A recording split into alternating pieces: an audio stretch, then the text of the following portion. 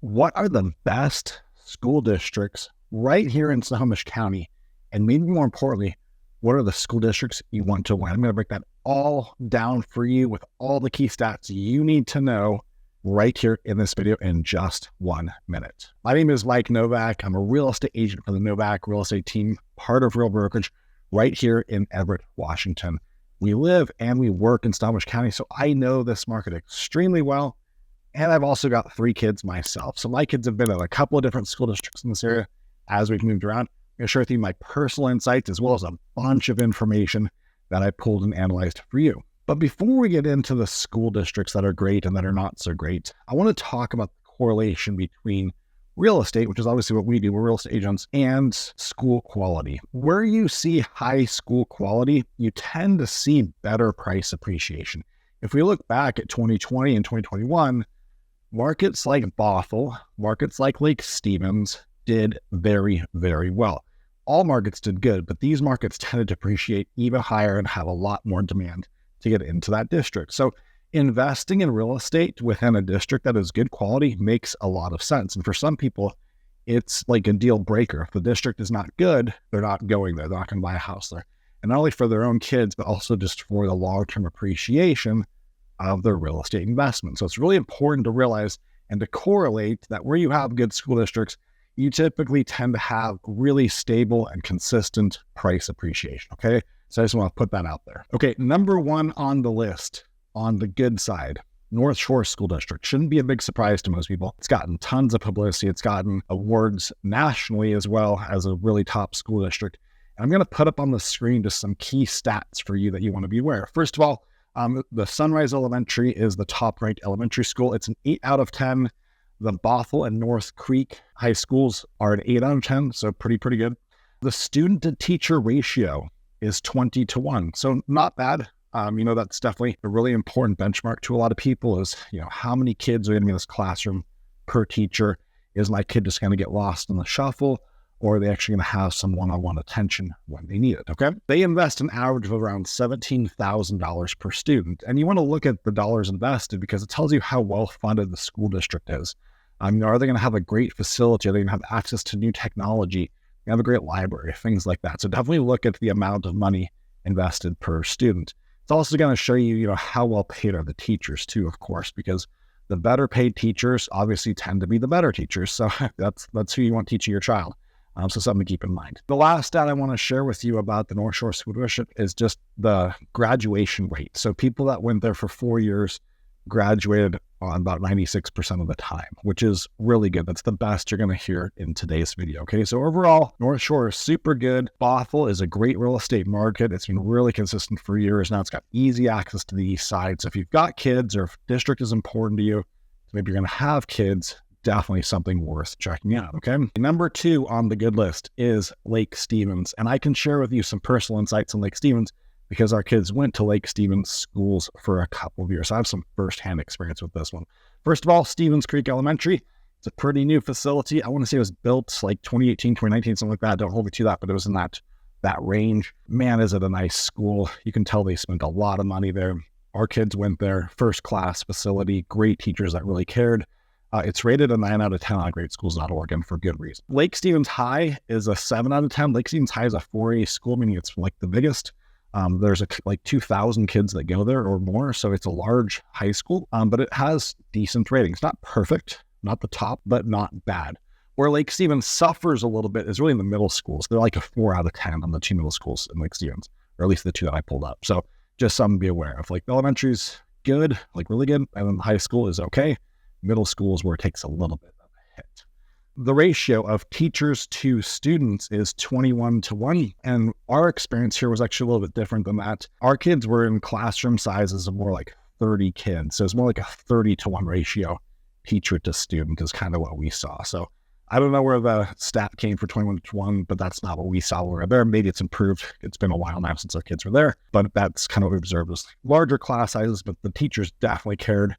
And they took a vested interest in our kids. We could feel it, and our kids could feel it too. They invest about $15,800 per year per student. So not bad, not quite as good as North Shore, but still not horrible. And then 91% of people that attend Lake Stevens schools graduate high school after 4 years. So again, not bad. 9 out of 10, a little bit better than that, but not as good as North Shore still. Okay. So that's Lake Stevens. Lake Stevens is a great place to live. We lived there for 4 or 5 years. It's just a really good location. Like, you can get to Everett quickly. I've done a couple videos kind of breaking down the Lake Stevens community. You can go watch those for more information, but it's a great place to live. And there's a reason why there's not a lot of houses for sale, is because they turn over fast and it's in big demand. Okay, that's number 2. Okay, last but certainly not least on the good list is the Mukilteo School District. Okay, so Columbia Elementary comes in at an 8 out of 10, which is pretty strong. Olympic View comes in at a 7 out of 10.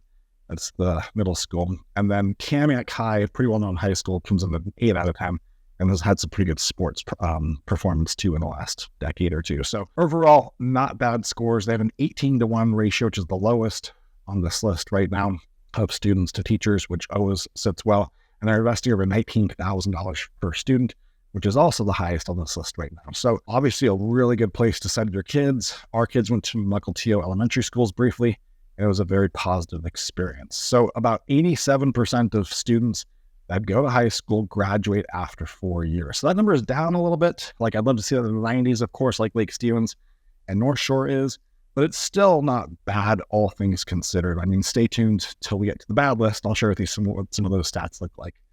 So that's Mukilteo. Mukilteo is an expensive market to buy in, much like Bothell.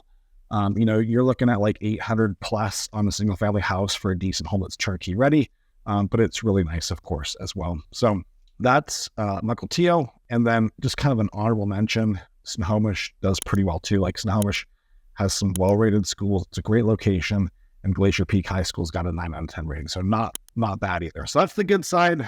Those are the top 3 plus one little bonus for you there with Snohomish. The bad list is coming up next. I'll break that down for you. On the other side of the list now, the not so good, the 3 worst school districts in Snohomish County. We're going to start off with Sultan, okay? And it doesn't seem that bad. The elementary school is a 7 out of 10, Sultan Elementary, but it goes downhill very fast at the middle school, and at the high school level drops to a 4 out of 10 on both of those. So it deteriorates very, very quickly. 4 out of 10 is not what most people want to see for school quality on where to send their kids. And also, like I said earlier, it could be indicative of prices on real estate that aren't going to appreciate as consistently as a good quality district. Okay, 83% graduate within the 4 years of going to school. So that number is a lot lower than North Shore, a lot lower than Lake Stevens. You're looking at 8 out of 10 kids that are going to graduate, not necessarily where you want it to be. They invest about $17,000 per student, which isn't bad. So there's still some great, technology and staff investments that are happening there at facilities. But then also the student to teacher ratio is not bad either. It's like an 18-to-1, which is pretty dang good. So Sultan has been kind of an interesting real estate market. It used to seem like it was way far out there off Highway 2. Some people still are not willing to make that drive, but others have found a lot of value there. I've shot a couple of videos about Sultan and why it's still kind of a value market in Snohomish County. But that's kind of a breakdown on the schools in Sultan there and why they're not rated quite as good. Okay, this brings me to Granite Falls School District, and we live in Granite Falls. Our kids don't go to Granite Falls schools, but they've not been really well ranked now for a number of years. Let me kind of break down the numbers for you. So Monte Cristo Elementary is only a 3 out of 10. The middle school, the lowest rating on greatschools.org, you can get a 1 out of 10. Ouch, that is not good. And then it goes up a little bit at the high school, goes up to a 6 out of 10, which isn't horrible. Okay, they have a nice, big, newer high school there. They've got kind of a cool football program going on, small town USA, Friday Night Lights kind of thing. Super, super cool, but just overall, not the kind of ratings you'd want to see, especially that 1 out of 10 really hurts them for sure. 78% of people that went to high school graduated within 4 years. So not so good on that stat either. The more alarming one to me was that only 65% of students regularly attended school there. Like 2 out of 3 kids actually show up to school consistently. That's not a great sign to me. They have a 17-to-1 student to teacher ratio, which is not bad. And their investment per kid is not bad. I'm putting up a screenshot for you on the screen here so you can see all the particulars. So Granite Falls is definitely a value-based market for real estate. It's kind of up and coming, much like Sultan is, and I think that it's going to improve over time. I personally know some of the teachers at the high school, really high-quality people that are meeting them out there.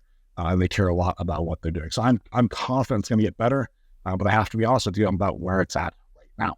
Okay, last, number 3, Marysville, and this shouldn't come to a surprise to most people that live here. Most elementary schools in Marysville are ranked a 4 out of 10 on greatschools.org, not what you want to see. Same thing with middle schools. Marysville Pilchuck High School, which is a big high school, is only ranked at 2 out of 10, but Marysville-Getchell is a 7 out of 10. So varies widely in which high school you go to, but Marysville-Pilchuck, not good at a 2 out of 10. Okay. 81% of people graduated after 4 years, which again is getting pretty dang low. Really love to see that number up in the 90s. 8 out of 10 kids is not really that exceptional. The other really concerning stat I had when I was looking at the data on Marysville is only about 52% of kids that are enrolled actually show up consistently to school. So that's not good. I mean, you're talking 1 out of 2 kids doesn't show up. And that, I thought Granite Falls is bad at 2 out of 3 that show up, but 1 out of 2 is just that much worse. So that's a really alarming statistic to me, especially as a parent. I want to really know what's going on. I'd be very concerned with sending my kids there without understanding in more detail why that stat is what it is. They invest close to $19,000 per child, so they were well-funded, meaning they should have good facilities, good technology, great staff, things like that. But for some reason, things just haven't clicked. Hopefully Marysville improves because it's a great place to live. It's very central. It's so close to I-5. It's a great commuting location. People work at Boeing and stuff like that find a lot of value in Marysville. So it's a great, great place. The schools just haven't really improved that much as of recent. Okay, so there you go. You got 3 that are good, 3 that are not so good. And that doesn't mean they're not going to improve. They certainly may, and I hope they do.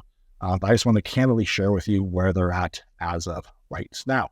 I'm going to put the resources that I use to analyze schools and school districts down below in the comments so you can do your own research as well. Greatschools.org is one of the big ones just for school ratings, teacher to student ratios, things like that. There's one other one called Washington Report Card, which rates all of the schools as well. And is where I get a lot of these stats from. So hope that's helpful. If you're thinking about buying or selling real estate in Snohomish County, definitely reach out to me. All my contact information is down below. I'd love to help you out.